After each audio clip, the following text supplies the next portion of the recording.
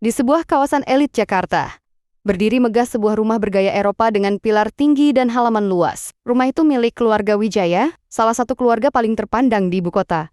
Mereka memiliki segalanya, harta, pengaruh, dan nama baik. Namun, di balik tembok besar itu, juga ada perbedaan yang mencolok.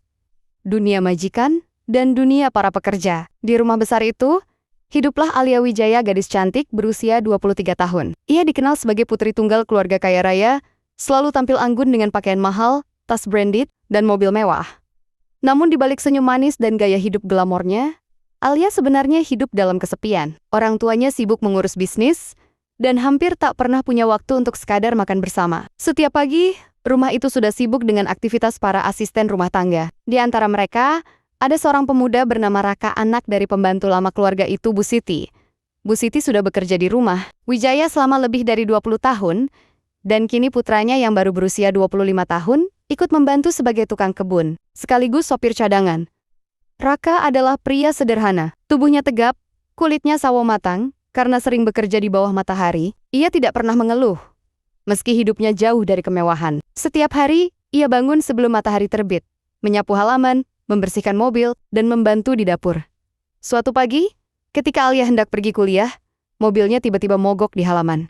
Sopir utama sedang izin, dan hanya Raka yang ada di sana. "Raka, tolong cepat betulkan ini," seru Alia dengan nada sedikit kesal. Raka yang saat itu sedang menyiram bunga, langsung berlari menghampiri. "Iya, Nona Alia, saya lihat dulu mesinnya," jawabnya sopan. Alia melipat tangan di dada, menatap Raka dengan pandangan dingin. Ia tidak pernah terlalu memperhatikan para pekerja di rumahnya. Namun, entah kenapa, pagi itu matanya sempat terpaku pada cara Raka bekerja. Gerakannya tenang, wajahnya fokus, dan peluh di dahinya memantulkan cahaya matahari pagi yang hangat. "Coba hidupkan, Nona," ucap Raka setelah beberapa menit memperbaiki mesin. Alia duduk di kursi pengemudi dan memutar kunci. Vroom, suara mesin menyala dengan halus. Alia menatap Raka. Untuk pertama kalinya tersenyum kecil. "Kamu lumayan juga ya," katanya ringan. Raka menunduk, gugup. "Terima kasih, Nona." Setelah mobilnya bisa jalan, Alia pergi. Tapi sepanjang perjalanan, pikirannya entah kenapa melayang pada wajah Raka, pria sederhana yang jarang bicara, tapi punya sorot mata yang tenang. Sementara itu di rumah, Bu Siti menatap putranya dengan bangga. "Kamu jangan terlalu dekat sama Nona Alia, nak," pesannya lembut. "Kita ini cuma orang kecil, dunia kita beda." Raka hanya tersenyum. "Iya, Bu, aku tahu tempatku."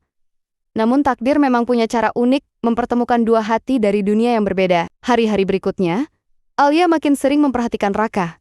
Kadang dari jendela kamar, kadang dari taman belakang saat pria itu sedang menyapu halaman, ada sesuatu yang menarik dari ketulusan Raka. Sesuatu yang tidak pernah Alia temukan dari mentemonia yang kaya dan sombong. Malam itu, saat hujan turun deras, Alia turun ke dapur untuk mencari minum. Ia kaget melihat Raka di sana, sedang membantu ibunya mengepel lantai. "Masih kerja jam segini?" tanya Alia tanpa sadar. Raka menoleh. Sedikit kaget juga. "Iya, Nona. Lantai basah kena air hujan tadi." Alia memperhatikan tangannya yang kasar karena kerja keras. Hatinya terasa hangat tapi juga aneh. "Kalau gitu, jangan lupa istirahat. Kamu juga manusia, kan?" katanya sebelum berlalu. Itulah awal dari sesuatu yang tak pernah ia duga. Sesuatu yang akan mengubah hidup mereka berdua. Sejak malam itu, Alia sering memikirkan Raka. Ia berusaha menepis perasaan itu, meyakinkan diri bahwa yang ia rasakan hanyalah rasa kagum biasa. Tapi semakin ia mencoba menghindar, semakin dalam perasaannya tumbuh. Setiap pagi, ia sengaja bangun lebih awal, pura-pura ingin jalan pagi di taman. Padahal, hanya ingin melihat Raka bekerja. Terkadang ia membawa 2 gelas kopi, satu untuk dirinya, satu untuk Raka. "Ini buat kamu," katanya suatu pagi, sambil menyodorkan cangkir kertas. Raka menatapnya terkejut. "Ah, tidak usah, Nona. Saya tidak enak. Sudah ambil saja. Aku nggak akan mati kok kalau bagi kopi." Raka akhirnya menerimanya dengan wajah menunduk. "Terima kasih, Nona Alia." Mereka minum dalam diam, hanya ditemani suara burung dan embun pagi. Sejak saat itu, hubungan mereka perlahan berubah. Alia mulai sering berbicara dengan Raka, menanyakan hal-hal sederhana seperti hobi, keluarga, atau mimpi. "Aku pengen punya bengkel sendiri," kata Raka suatu sore. "Biar ibu nggak kerja di rumah orang lagi." Alia tersenyum hangat. "Kamu anak yang baik. Tapi itu cuma mimpi, Nona. Aku tahu batasku." "Raka," kata Alia pelan, "nggak ada batas buat orang yang punya mimpi." Namun kebahagiaan kecil mereka tak berlangsung lama. Suatu hari, Ibu Alia, Bu Ratna Wijaya, melihat putrinya duduk di taman bersama Raka sambil tertawa. Wajahnya langsung menegang. "Mengapa kamu duduk dengan anak pembantu?" tanyanya dingin, begitu Alia masuk rumah. Alia terdiam. "Kami cuma ngobrol, Bu." "Tidak pantas, Alia. Kamu putri keluarga Wijaya. Jangan rusak nama baik kita hanya karena pria miskin," bentaknya keras. Sejak hari itu, Bu Siti dan Raka mendapat peringatan keras. Raka hampir dipecat. Namun Alia bersujud memohon pada ibunya agar tidak mengusir mereka. Raka merasa bersalah. Ia mulai menjaga jarak, menghindar setiap kali Alia lewat, tapi cinta tak bisa dikekang. Suatu sore, Alia datang ke garasi saat Raka sedang memperbaiki mobil. "Kamu marah?" tanyanya pelan. Raka menatap ke bawah. "Enggak, Nona. Tapi mulai sekarang, sebaiknya kita jaga jarak." "Ibu kamu..." "Benar, dunia kita beda." Alia menggigit bibir. Matanya mulai berkaca. "Kenapa kamu bicara seolah cinta itu harus punya syarat?" Raka tak menjawab. Ia tahu hatinya pun terluka, tapi tak berani melangkah lebih jauh. Saat Alia pergi meninggalkan garasi, Raka hanya bisa menatap punggungnya yang menjauh. Dengan hati remuk, ia tahu. Cinta yang tumbuh di antara mereka adalah cinta yang tak seharusnya ada. Hari-hari setelah kejadian di garasi menjadi sunyi. Raka tak lagi berani menatap Alia. Bahkan sekadar menyapa pun, ia hindari. Setiap kali mereka berpapasan di lorong rumah, ia menunduk dan berlalu cepat. Seolah tatapan Alia adalah dosa yang tak boleh disentuh. Alia mencoba kuat, tapi setiap malam ia menangis diam-diam. Ia merasa kehilangan sesuatu yang selama ini menghidupkan hari-harinya. Senyum sederhana dari pria yang tulus mencintainya tanpa pamrih. Suatu sore, Alia nekat mendatangi taman belakang, tempat mereka dulu biasa berbincang. Raka sedang memangkas bunga mawar. "Aku cuma mau ngomong sebentar," katanya lembut. Raka berhenti, menunduk. "Nona, sebaiknya jangan begini. Kalau ibu kamu lihat..." "Aku nggak peduli," potong Alia. "Aku cuma mau kamu tahu, aku nggak bisa pura-pura nggak punya perasaan." Raka terdiam, dadanya bergetar hebat. "Kalau dunia kita sama," bisiknya pelan, "aku pasti akan genggam tangan kamu sekarang juga." Alia menatapnya. Air mata jatuh tanpa bisa ditahan. "Tapi dunia kita nggak akan pernah sama, kan?" Raka menatap wajah gadis itu untuk terakhir kalinya sebelum menjauh. "Maafkan aku, Nona Alia." Hujan turun deras malam itu. Seolah langit pun menangisi cinta mereka yang tak bisa bersatu.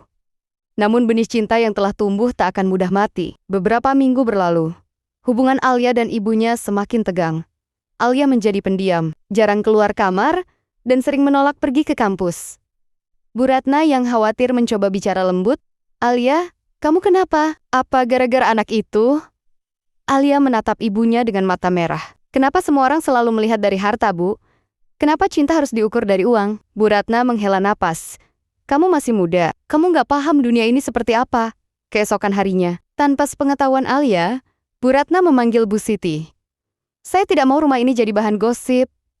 Tolong bawa anakmu pergi dari sini. Saya kasih pesangon besar, tapi kalian harus keluar hari ini juga." Bu Siti menangis. Sementara Raka hanya menunduk. Ia tahu ini akan terjadi cepat atau lambat. Ia hanya meninggalkan secarik surat untuk Alia sebelum pergi. "Nona Alia, terima kasih karena sudah membuat hari-hariku berarti. Aku pergi bukan karena aku tak cinta, tapi karena aku terlalu mencintaimu, sampai aku tak sanggup melihat kamu terluka karena aku." Raka. Saat Alia menemukan surat itu, ia histeris. Ia mencari ke seluruh rumah, tapi Raka dan ibunya sudah pergi. Hatinya hancur. Ia berlari ke taman belakang, memeluk bangku tempat mereka dulu duduk bersama, dan menangis sejadi-jadinya. Dunia Alia yang semula berwarna, kini hanya menyisakan sunyi. 3 tahun berlalu. Alia kini telah lulus kuliah, dan membantu ayahnya mengurus bisnis keluarga. Dari luar, hidupnya terlihat sempurna, tapi di dalam hatinya, masih ada ruang kosong yang tak pernah bisa terisi. Nama ruang itu adalah Raka. Suatu hari, perusahaan keluarganya mengadakan acara sosial di daerah pinggiran kota. Alia diminta meninjau bengkel kecil yang menerima bantuan modal. Saat mobilnya berhenti di depan bengkel itu, matanya tertuju pada sosok pria yang sedang bekerja dengan baju lusuh dan tangan penuh oli. Hatinya bergetar. Itu Raka. Raka terlihat lebih dewasa, lebih kuat, namun sorot matanya masih sama tulus dan hangat. Alia turun dari mobil, menatapnya tak percaya. "Raka." Pria itu terdiam sejenak, lalu tersenyum tipis. "Nona Alia." Dunia seolah berhenti berputar. Udara di antara mereka terasa penuh kenangan yang belum selesai. Mereka berbicara lama. Alia tahu, setelah diusir dari rumahnya, Raka bekerja keras membuka bengkel kecil bersama ibunya. Aku nggak pernah marah sama kamu, kata Alia pelan. Aku cuma kecewa, kamu pergi tanpa pamit. Aku takut kamu makin menderita kalau aku tetap di sana, jawab Raka. Alia menatapnya dalam. Aku nggak peduli dengan dunia mereka, yang aku mau cuma satu. Kamu bahagia? Raka hanya bisa tersenyum pahit. Tapi dunia kamu dan aku masih sama jauhnya, Alia. Namun kali ini, Alia tak ingin menyerah. Setelah pertemuan itu, Alia sering datang ke bengkel Raka dengan alasan ingin membantu program sosial perusahaan. Tapi sebenarnya, ia hanya ingin lebih dekat dengannya lagi. Bu Siti, Ibu Raka, sempat khawatir nak. Jangan ulangi masa lalu, kamu tahu apa risikonya? Raka menatap ibunya. Aku tahu Bu, tapi aku juga tahu aku nggak bisa terus berpura-pura nggak cinta. Sampai akhirnya, satu sore, ia mendapati Alia sedang berbicara dengan Raka di depan bengkel. Amarahnya memuncak. Jadi benar, kamu masih berhubungan dengan anak pembantu itu, bentaknya di hadapan orang banyak. Alia menatap ibunya dengan mata berkaca. Iya Bu, aku mencintainya. Orang-orang sekitar terdiam. Raka menunduk, merasa malu. Bu Ratna menatap tajam ke arah Raka. Kamu berani main api lagi di depan saya? Ingat tempatmu. Raka mengepalkan tangan, tapi menahan diri. Saya tidak pernah bermaksud kurang ajar, Bu. Saya hanya mencintai anak ibu dengan tulus. Namun kata tulus, tak berarti apa-apa bagi dunia yang terikat oleh gengsi. Bu Ratna menarik Alia pulang dengan paksa dan melarangnya keluar rumah. Semua akses komunikasi Alia diputus. Tapi malam itu, Alia menulis surat, lalu menitipkannya pada pengawal rumah yang kasihan melihatnya. Surat itu diserahkan diam-diam pada Raka. Aku tidak akan menyerah kali ini. Dunia boleh menentang, tapi cintaku tidak akan padam. Tunggu aku, Raka. Aku akan buktikan bahwa cinta bukan tentang harta, tapi tentang hati. Dan malam itu, Raka menatap langit sambil menggenggam surat itu erat di dada. Untuk pertama kalinya, setelah bertahun-tahun, ia berani bermimpi lagi. Mimpi untuk memperjuangkan cinta yang dulu dianggap mustahil. Sejak kejadian di bengkel, Alia tidak lagi diizinkan keluar rumah. Semua pintu dijaga, ponselnya disita, dan ibunya memperlakukan rumah seperti penjara emas. Namun hati yang mencinta tidak bisa dikurung. Setiap malam, Alia duduk di balkon kamarnya, menatap langit penuh bintang, berharap Raka melihat bintang yang sama. Sementara di sisi lain kota, Raka bekerja keras. Ia memperluas bengkelnya, mulai dipercaya banyak pelanggan, dan sedikit demi sedikit mulai sukses. Tapi setiap kali melihat mobil mewah lewat, ia teringat Alia gadis yang mengajarinya arti cinta sejati. Suatu hari, Alia mendapat kabar bahwa keluarganya akan menjodohkannya dengan Dimas, anak pengusaha besar rekan ayahnya. Ini demi masa depanmu, kata Bu Ratna dengan tegas. Tidak Bu, seru Alia. Aku nggak akan menikah dengan orang yang nggak aku cintai, tapi keputusannya tidak dianggap. Tanggal lamaran sudah ditentukan. Malam itu, Alia menulis surat lagi dan menyelipkannya ke tangan salah satu pembantu yang masih setia padanya. Surat itu sampai ke tangan Raka keesokan paginya. Raka, mungkin aku akan dijodohkan, tapi aku ingin kamu tahu, hatiku hanya untukmu. Aku masih menunggumu datang meski seluruh dunia menertawakanku. Surat itu membuat Raka tak bisa tidur. Ia menatap bengkel kecilnya, lalu menggenggam kunci mobil.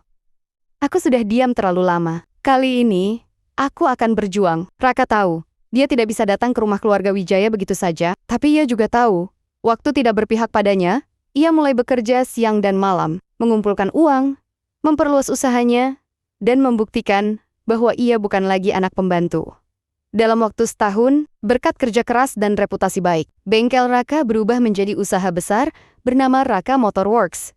Dengan beberapa cabang di Jakarta, ia menjadi pengusaha muda sukses, namun tetap rendah hati. Dan saat keadaan sudah cukup stabil, ia memberanikan diri datang ke rumah keluarga Wijaya.